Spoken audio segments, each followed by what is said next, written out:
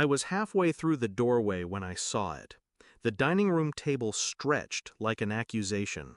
12 polished seats, each with a folded napkin, wine glass, and gilded plate. 12. I counted again. 11 people already seated, my chair missing. "You can eat in the car," my brother said, casual as a shrug, sipping his drink. His wife didn't look up from her phone.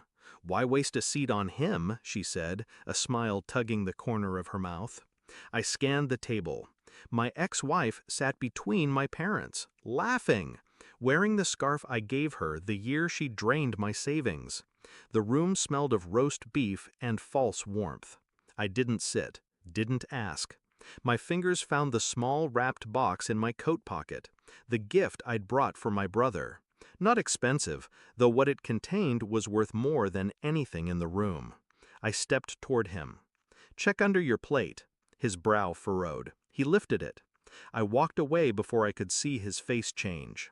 The cold air outside bit my lungs. The car door shut with a heavy click.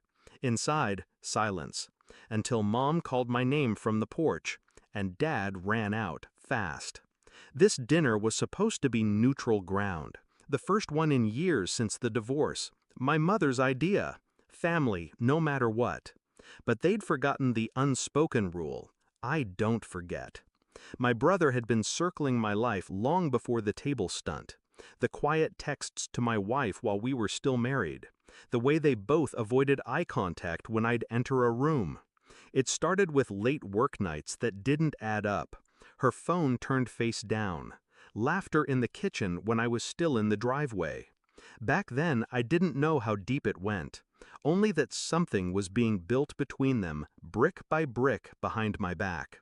I told myself it was nothing, told myself blood wouldn't betray blood. But denial is just a slower form of dying. When the divorce hit, she took more than half. My brother stayed silent. Neutral, he said, until I found his name in her call history. 3 days after the papers were signed. The pattern was too perfect to be an accident. I didn't confront, not yet. I learned to wait, to play the long game. First, I checked her social media. A photo at the lake, his jacket on her shoulders, a coffee cup in the background with his company's logo. Then his bank's public charity report, a donation large on her birthday. Still, no proof they'd crossed the line before the divorce. That mattered to me, morally, if not legally. So I went deeper. A friend at the phone company owed me a favor. I got records, months' worth of late-night calls between their numbers. Times when she'd told me she was with her sister. Then the old group photo from our last Christmas before the split. The way she stood too close to him, his hand behind her chair. The gift I brought tonight wasn't wrapped out of sentiment. It was wrapped because the envelope inside wasn't for my eyes anymore, it was for his. A printed thread of messages, her words, his replies, dates, times, explicit, all before the divorce. Every move they'd made, cataloged. I let it sit in my desk for 6 months, waiting for a stage, waiting for the right audience. When he lifted his plate tonight, the envelope was the only thing beneath it. White, thin, heavy with consequence. I didn't stay to watch him read, but I can imagine the first page, her telling him she couldn't wait to have me out of the way. The second, him promising it'd be their year once I was gone. The final pages, times, dates, photos, the kind that couldn't be explained away. My mother's voice cracked when she called me outside. "What did you do?" Dad didn't ask. He'd seen enough in my eyes to know.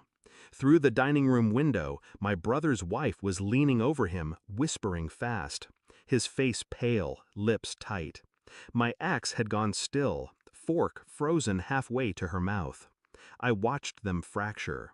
He came outside eventually, coat half-zipped. "You didn't have to." "I did," I said. Calm, final. He searched my face for anger. There wasn't any left, just precision. They'll know it was before. They already do. A single truth is heavier than any accusation, especially when it's documented. I walked past him toward the gate. The night air was cleaner than the dining room. Inside, voices rose, my ex's tone sharp, his wife's sharper. By the time I reached my car, the front door slammed behind me. I didn't look back. The engine started with a low hum. My hands didn't shake. I wasn't thinking about the money I'd lost in the divorce, or the years they'd stolen while pretending to be my family. I thought about silence, the kind that follows a dropped glass, sharp and waiting. I'd left them with that silence, with each other. When people show you what they are, you don't argue, you step aside. I pulled onto the road, headlights cutting through the dark. Some truths aren't meant to be shouted. They're meant to be placed quietly under a plate and left to do their work.